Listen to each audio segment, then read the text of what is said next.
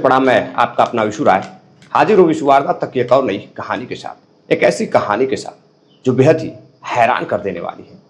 दोस्तों, आपने आज तक बहुत सी बहु बेटियों के बारे में सुना होगा कि दहेज के लिए उनकी हत्या कर दी गई है, उन्हें जलाकर मार दिया गया है। लेकिन आज एक ऐसी घटना आपको सुनाने जा रहा हूँ जिसको सुनने के बाद आपके रोंगटे खड़े हो जाएंगे। एक लड़की अंतर जातीय विवाह करती है, प्रेम विवाह करती है, इस उम्मीद से कि उसका पति उसे बेहद खुश रखेगा, वो अपने प्रेमी के साथ बेहद खुश रहेगी, और इसके लिए उसने अपने माँ बाप तक को त्याग दिया। लेकिन उसके साथ एक ऐसी घटना घटती है जिसको सुनने के बाद लोगों के पैरों तले जमीन खिसक जाती है। साथियों, मैं बात कर रहा हूँ झारखंड के हजारीबाग की। हजारीबाग में एक जगह लगती है कुरहा गाँव। कुरहा गाँव का रहने वाला राहुल तैयारी करने वाला लड़का रहता है, सिविल सर्विसेज की तैयारी कर रहा था। उसके माता पिता और उसका एक भाई, सभी लोग घर में रोटी रोजगार वाले रहते हैं, यानी कि पढ़े लिखे लोग रहते हैं। सभी लोग रोजगार में थे, काफ़ी अच्छा खासा पैसा आ रहा था। इस बीच राहुल को लगता है कि अब उसे पढ़ाई करनी चाहिए और बेहतर तैयारी भी करनी चाहिए, और उसके लिए उसे झारखंड के हजारीबाग से निकलकर दिल्ली जाना होगा। अब वो आंखों में सपना लिए आईएएस बनने की उम्मीदें को सजाए पहुंचता है दिल्ली। साल 2021 में वह दिल्ली पहुंचता है और दिल्ली के एक कोचिंग सेंटर में वह अपना दाखिला लेता है। अब इधर तैयारी करने लगता है। अब इसी साल एक आजमगढ़ की रहने वाली लड़की पूजा यादव, वो भी साल 2021 में पहुंचती है कोचिंग सेंटर में, उसी कोचिंग सेंटर में जहां राहुल तैयारी कर रहा था। अब कुछ दिनों बाद कोचिंग के दौरान दोनों की मुलाकात होती है और दोनों की काफ़ी जान पहचान हो जाती है। अब जान पहचान धीरे धीरे जब आगे बढ़ती है तो दोनों की बहुत ही गहरी दोस्ती हो जाती है। अब दोस्ती धीरे धीरे दोनों की होती है तो इस कदर आगे बढ़ जाती है कि पूजा यादव और राहुल दोनों एक दूसरे को दिल दे बैठते हैं। और वहीं जो पूजा यादव रहती है, वह भी अपने माँ बाप से पैसे लेकर तैयारी करने के लिए आईएएस का ख्वाब आंखों में लिए दिल्ली पहुंचती है। और दिल्ली पहुंचते ही कुछ दिनों बाद ही उसे राहुल से मोहब्बत हो जाती है, और मोहब्बत होते ही अब दोनों कुछ दिनों बाद एक दूसरे के साथ लिव इन रिलेशन में रहने लगते हैं दिल्ली में ही। अब एक ही कमरा रहता है और दोनों एक दूसरे के साथ तैयारी करने लगते हैं। अब इधर समय बीतता गया, दोनों एक दूसरे के साथ लिव इन रिलेशन में रह रहे थे, और इधर धीरे धीरे परिवार वालों को सारी बात पता चलने लगी। जो लड़के के पिता रहते हैं ईश्वर मेहता को बात जब पता चलती है तो अपने बेटे से बातचीत करते हैं। घर में सभी लोग को धीरे धीरे पता चल जाता है कि उनका लड़का राहुल, जो कि आईएएस का सपना लिए तैयारी कर रहा है और काफ़ी पैसे भी खर्च हो रहे हैं, वह किसी लड़की को दिल दे बैठा है, और वह लड़की अपने बिरादरी की भी नहीं है और उससे वह शादी करना चाहता है। और इधर पूजा भी अपने घर वालों से बातचीत करती है तो जो उनके पिता रहते हैं पूजा यादव के, राम सूरत यादव, वह भी अपनी बेटी को मना करते हैं कि बेटा, झारखंड काफ़ी दूर है और लड़का मेरी जाति बिरादरी का नहीं है, तो तुम कैसे शादी कर सकती हो? तुम्हें पढ़ने के लिए भेजा गया था तो तुम्हें पढ़ाई करनी चाहिए थी, आखिर ये सब तुम क्या कर रही हो? अब पूजा इधर अपने घर वालों से बातचीत करती है, लेकिन घर वाले तैयार नहीं होते हैं। काफ़ी तेज तर्रार पूजा यादव का भी परिवार रहता है, काफ़ी पैसा रुपया रहता है। उसके एक जीजा डॉक्टर, उसका एक भाई डॉक्टर और एक भाई पुलिस में रहता है। लेकिन पूजा यादव को मोहब्बत अब इस कदर हो चुकी थी, वो इस कदर चाहने लगी थी, और राहुल भी उसे इस कदर चाहने लगा था कि दोनों एक दूसरे के होना चाहते थे, एक दूसरे के साथ शादी करना चाहते थे, लिव इन रिलेशन के रिश्ते को पति पत्नी का दर्जा देना चाहते थे। अब दोनों का विचार जो रहता है, अब धीरे धीरे उधर पूजा के घर वाले नाराज़ हो जाते हैं, पूजा से बातचीत बंद हो जाती है, और इधर राहुल अपने घर वालों से बातचीत करता है तो घर वाले नाराज़ हो जाते हैं।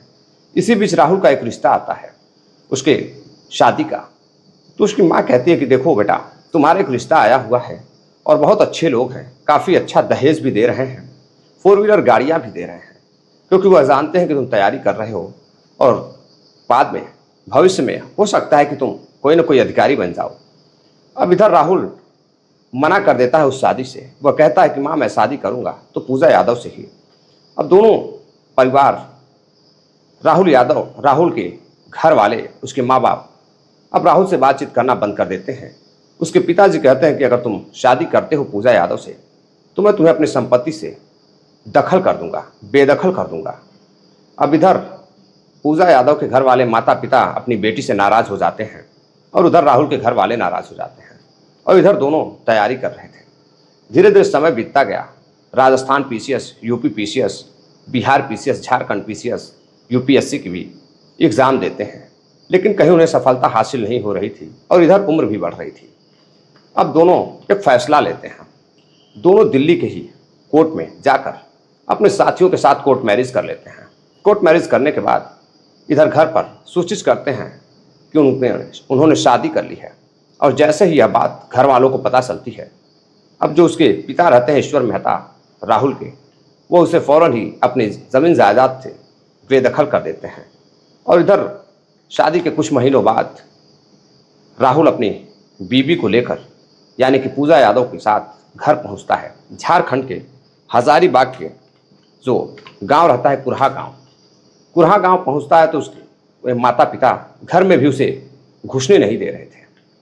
अब वह बेहद परेशान होता है। अब इस बीच वह अपने चाचा के घर जाता है तो चाचा उसके काफ़ी पढ़े लिखे रहते हैं, तो बातचीत करते हैं। दोनों को अपने ही घर में शरण देते हैं, एक कमरा देते हैं रहने के लिए। अब कुछ दिनों बाद काफ़ी खींचातानी चलती है, दोनों ही परिवारों में झगड़ा भी होता है। और इधर राहुल के पिता राहुल को कई बार धमकियां भी दे रहे थे।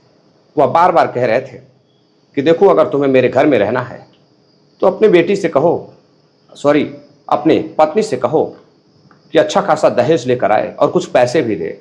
फ्री में शादी करके चली आई है, पहले तो हमारी जात बिरादरी की नहीं है और फ्री में चली आई है, और मैं तुम्हारे ऊपर जो पैसा खर्च कर रहा हूँ यह कौन देगा। अब इस कदर की जब वह बात सुनता है तो अपने पिता की बातों को सुनकर वो अफसोस करता है और कहता है, मेरी शादी हो चुकी है, अब कुछ भी हो जाए मैं छोड़ने वाला नहीं हूँ। अब इसके बाद वो अपने धर्मपत्नी के साथ रहने लगता है। जब वो अपने धर्मपत्नी के साथ रहने लगता है तो घर वाले अब नाराज़ रहते हैं। अब इधर माँ भी छुप छुप कर अपने बेटे से बातचीत किया करती थी, बहू से भी बातचीत किया करती थी, लेकिन पिता और जो भाई रहता है बबलू, वो काफ़ी नाराज़ चल रहे थे। धीरे धीरे समय बीतता गया। एक दिन वह अब डिसीजन लेता है कि शादी तो हो चुकी थी, तैयारी चल रही थी, लेकिन अब बीवी के साथ जो खर्च आ रहे थे उस खर्च को वहन कौन करेगा। अब उस खर्च को वहन करने के लिए राहुल एक कोचिंग सेंटर खोलता है, दिल्ली कोचिंग सेंटर के नाम से। उसी एक जगह लगती है कुरहा गांव के पास इचाक बाजार, वहीं पर जब वह कोचिंग सेंटर खोलता है तो बहुत सारे बच्चे वहां आकर पढ़ाई करने लगते हैं, तैयारी करने लगते हैं।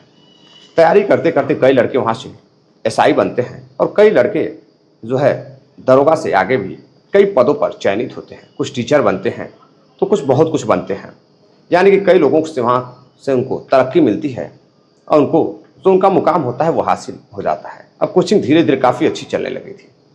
धीरे धीरे समय बीतता गया, साल 2024 आ जाता है। अब जब उसके पिताजी जानते हैं कि उनको लगता है कि नहीं, अब बेटा मानेगा नहीं, तैयार नहीं होगा, तो अपने बेटे से बातचीत करते हैं और फिर अपने घर लेकर आते हैं। अब पति पत्नी राहुल यानी कि राहुल और पूजा यादव अपने ससुर के घर यानी कि राहुल के पिता के घर ईश्वर मेहता के घर रहने लगते हैं। फिर भी खींचातानी और रोज़ाना ताने बाने चलते रहते हैं, दहेज को लेकर, पैसे को लेकर। और उधर पूजा के घर वालों से भी धीरे धीरे अपनी बेटी से बातचीत शुरू हो चुकी थी। आखिर उनके माँ बाप करते भी तो क्या करते, मनमर्जी शादी थी। माता पिता कुछ दिनों तक नाराज़ थे, फिर मान जाते हैं।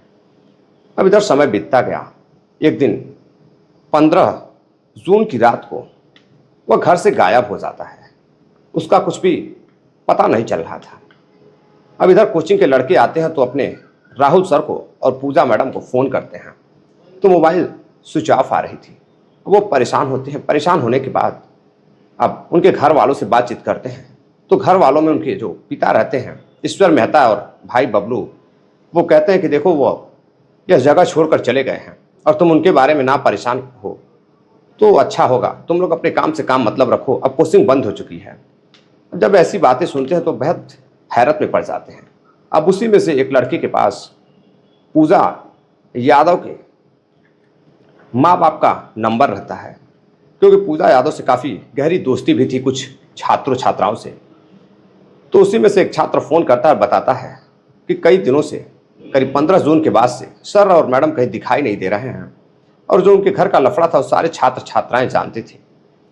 अब उनके पिताजी जब लड़की के सुनते हैं कि उनकी जो बेटी है और जो उनका दामाद है उनका कुछ पता नहीं है, वो परेशान होते हैं और परेशान होकर पहुंचते हैं 21 जून को थाने जाने के बाद वहाँ शिकायत दर्ज कराते हैं, और कुछ छात्र भी उनके साथ जाते हैं और शिकायत दर्ज कराते हैं कि उनकी लड़की और उनका दामाद का कुछ अता पता नहीं है। करीब 15 जून से वह गायब है।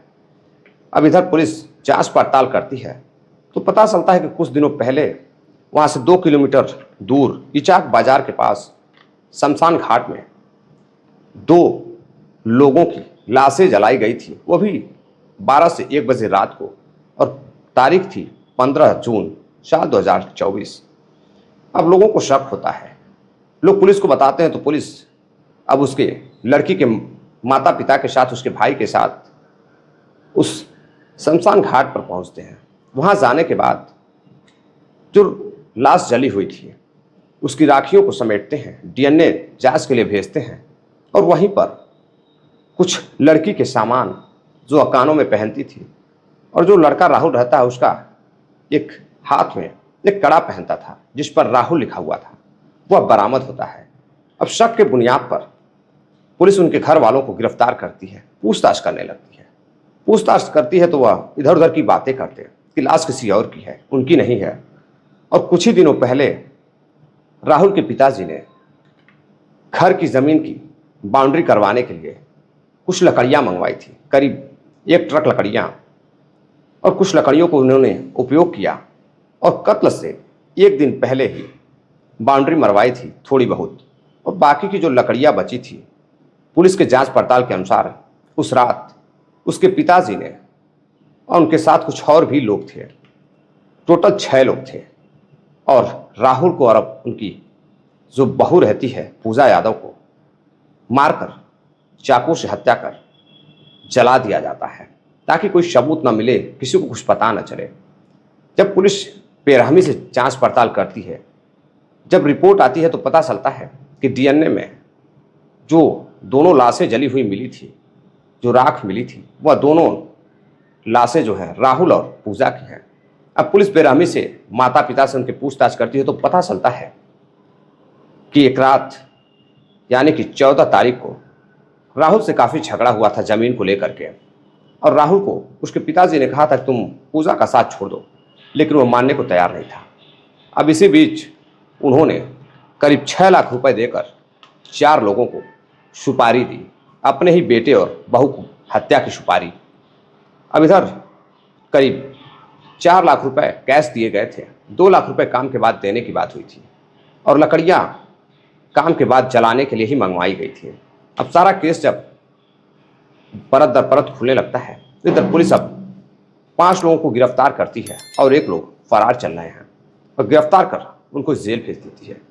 जब यह घटना न्यूज़ मीडिया के माध्यम से लोगों के बीच पहुंचती है तो लोग सुनकर हैरान रह जाते हैं कि भला एक माँ बाप अपने ही बेटे, अपने ही बहू को सिर्फ इसलिए मार डालते हैं, इतनी बेरहमी से जलाकर मार डालते हैं, 6 लाख की सुपारी देकर मार डालते हैं ताकि उन्हें दहेज नहीं मिला।